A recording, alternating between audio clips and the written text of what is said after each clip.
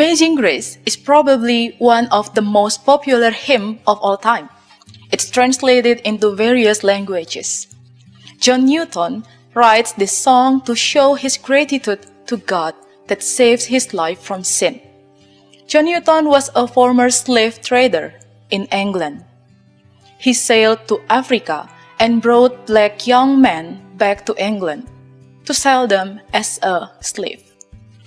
But in 1748, Newton's ship was caught in a horrendous storm off the coast of Ireland and almost sank. Everybody's panicked and feels scared. At that situation, Newton prayed to God and asked for his mercy. Miraculously, the storm stopped raging. John Newton arrived safely in England with regrets in his heart.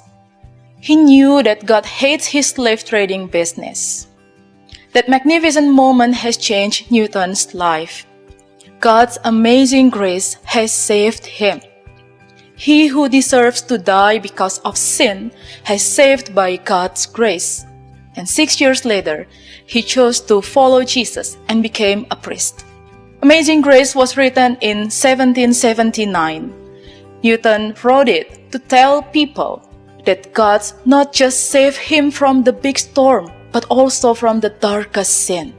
Titus 2 verse 11 tells, "For the grace of God has appeared, bringing salvation for all people, regardless of their ethnicity, social status, skin color.